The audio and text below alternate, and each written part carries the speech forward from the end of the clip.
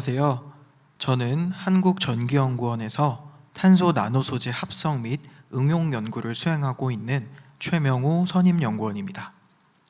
오늘은 다양한 탄소 나노 소재 중 그래핀이라고 불리는 아주 특별한 재료에 대해 알아보겠습니다.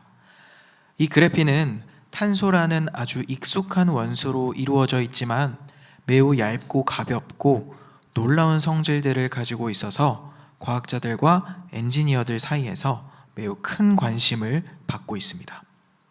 최근에는 스마트폰, 배터리, 센서 등 일상생활에서 사용되는 다양한 기술에도 활용되기 시작했는데요. 오늘 이 교육에서는 그래핀이 어떤 물질인지, 어떻게 만들어지는지, 어디에 쓰이고 앞으로 어떤 발전 가능성이 있는지까지 하나씩 자세하게 설명드릴 예정입니다. 특히 여러분이 직접 그래핀을 활용한 실습을 진행하게 되기 때문에 이 교육을 통해 기본 개념을 잘 익히는 것이 중요합니다.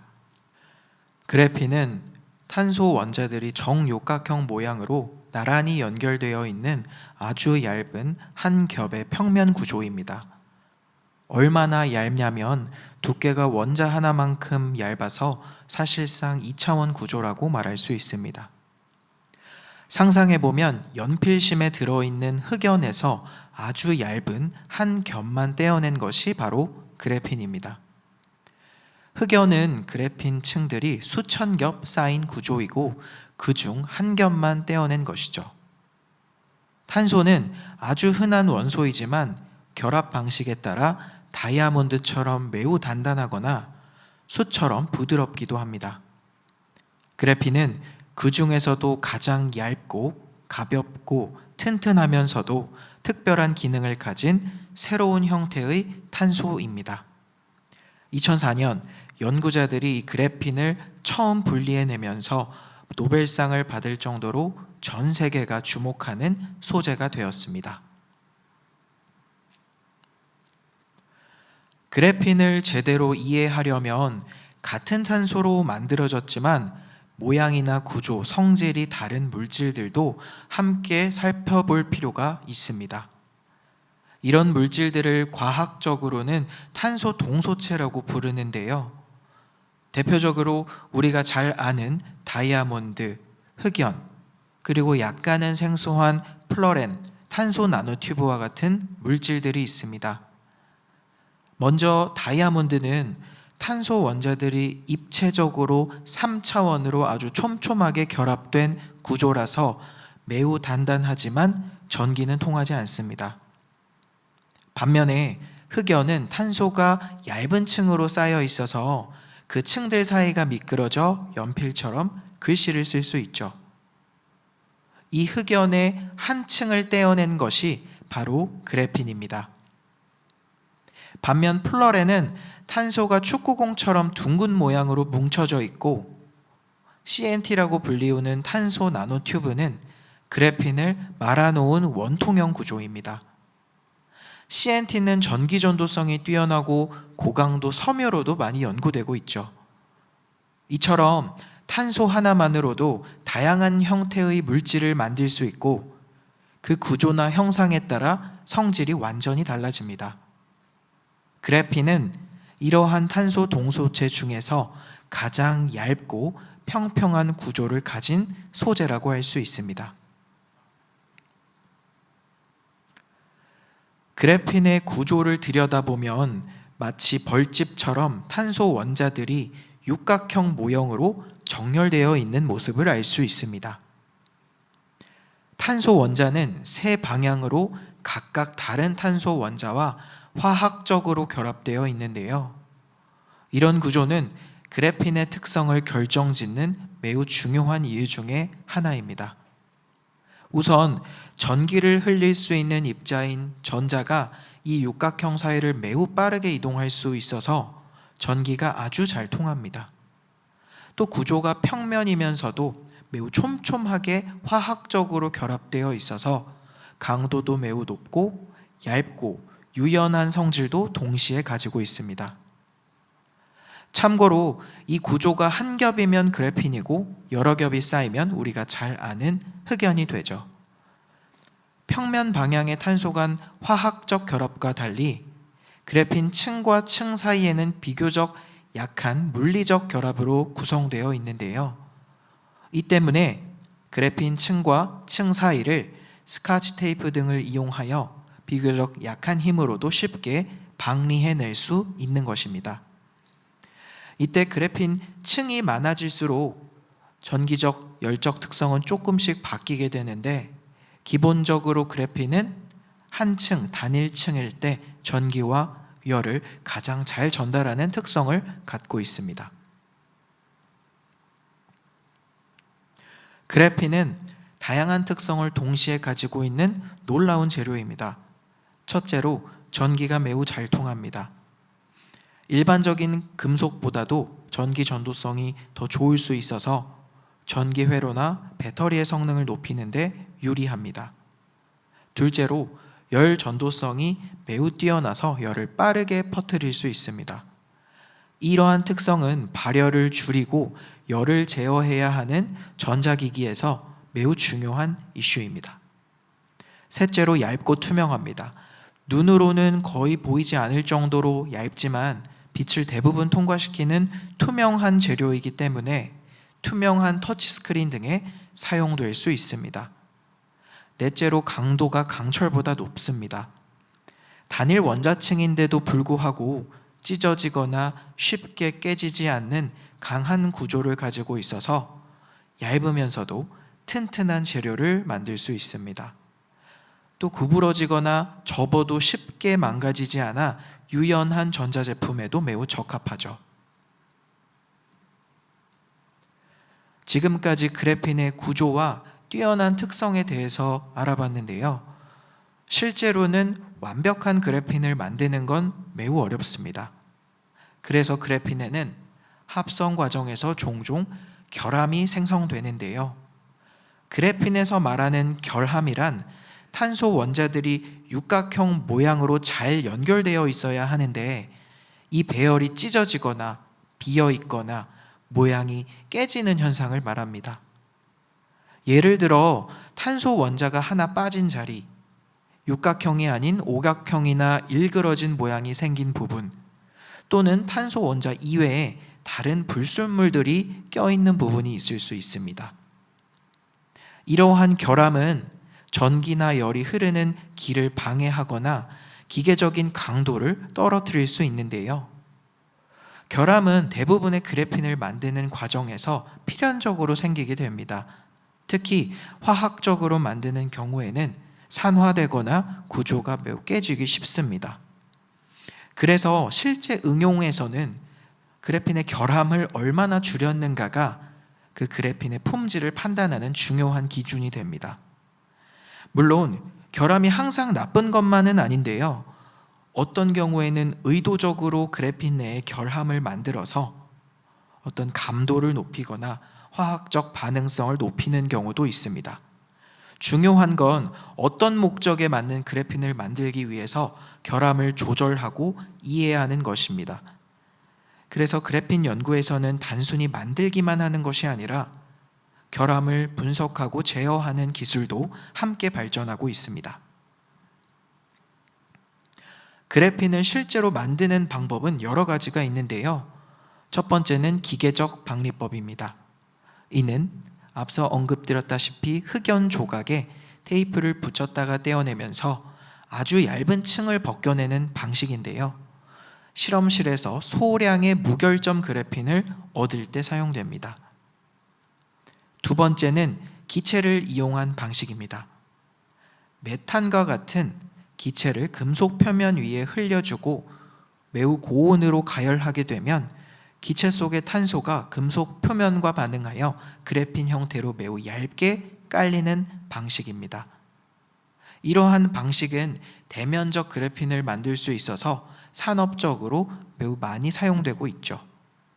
또 세 번째는 액체에 흑연을 넣고 잘게 부수거나 화학 처리를 통해서 그래핀 조각을 얻는 방법도 있습니다.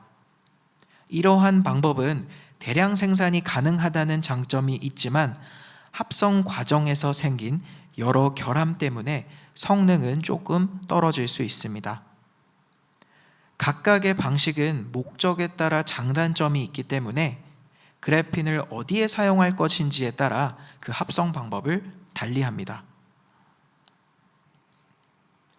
그래핀은 기존에 많이 쓰이던 재료들과 비교해서 아주 뛰어난 특성을 보이는데요. 전기를 흐르게 하는 능력은 구리보다 더 좋고, 그치만 그 무게는 훨씬 가볍습니다. 전자 이동성은 기존 반도체 실리콘 소재보다 더 빠르고, 강도는 강철보다 더 강합니다.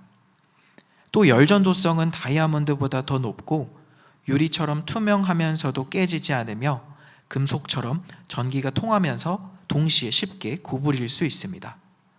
투명하고 전기가 잘 통하니까 스마트폰 화면 아래 깔리는 터치 센서나 디스플레이의 전극으로도 사용될 수 있죠.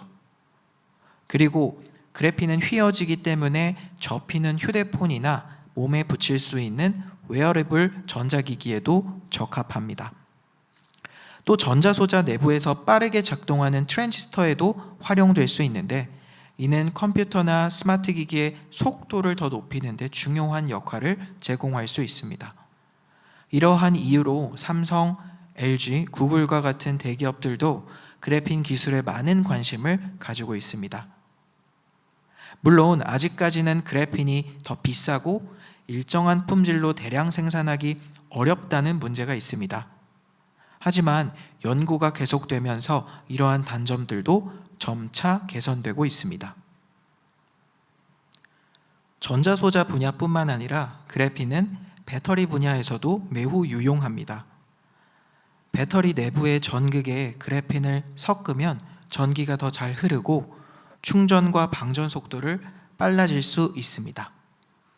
특히 요즘 많이 연구되는 실리콘 음극재의 경우 에너지 저장 능력은 크지만 충전하면서 부피가 커지는 문제가 있습니다.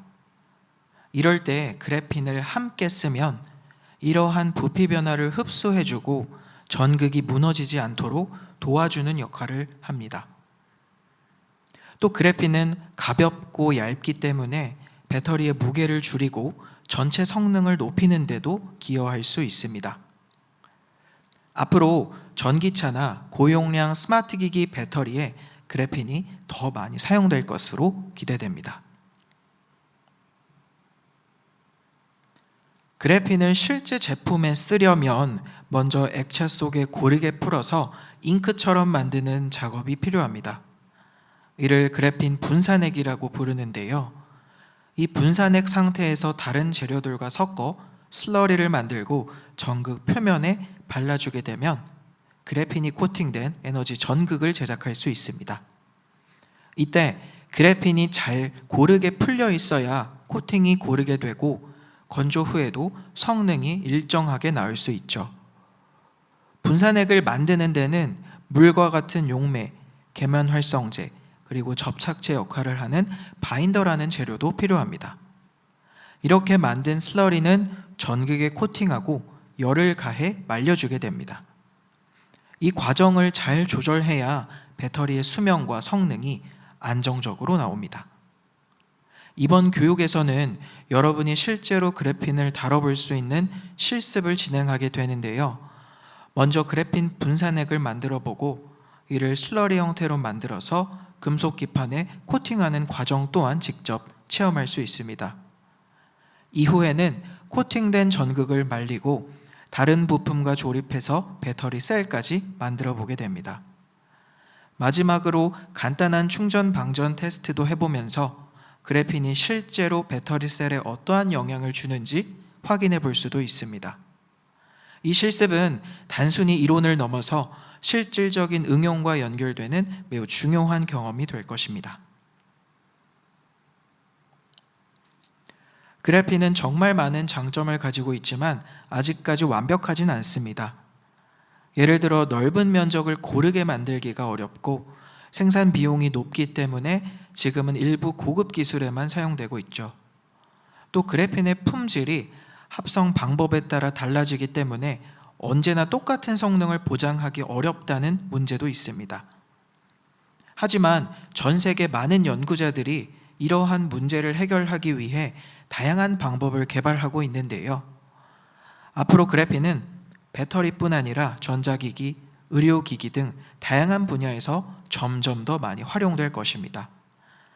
지금까지 그래핀의 정의, 구조, 특성, 활용 분야, 그리고 직접 실습까지 연결되는 내용을 함께 살펴봤는데요.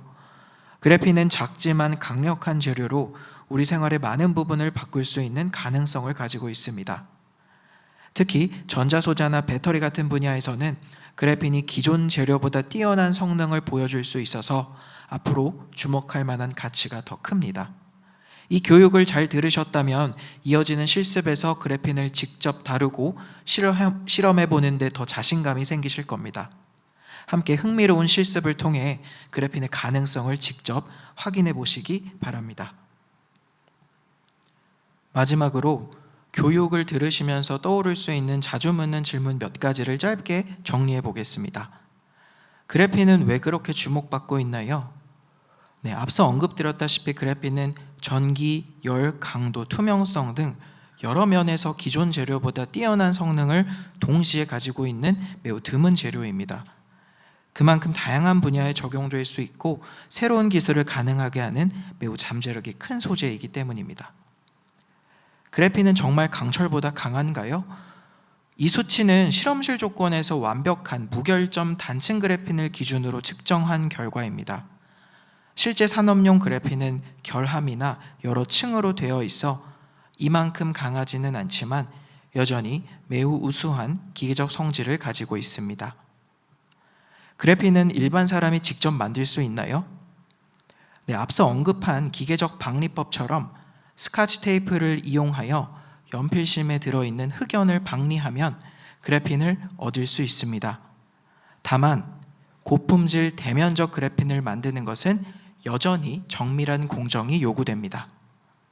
그래핀은 왜 다른 재료와 혼합해서 많이 쓰이나요? 그래핀은 단독으로 사용할 수 있지만 너무 얇고 가벼워서 실질적인 기계적 강도를 확보하거나 사용 가능한 형태로 제조하기 어려운 경우가 많습니다. 그래서 실리콘, 금속 산화물, 고분자와 같은 기존 재료와 섞어서 사용하면 장점은 살리고 단점은 보완할 수 있어서 더 실용적입니다. 네, 이상으로 기초 교육을 마치겠습니다. 지금까지 교육 들어주셔서 감사합니다.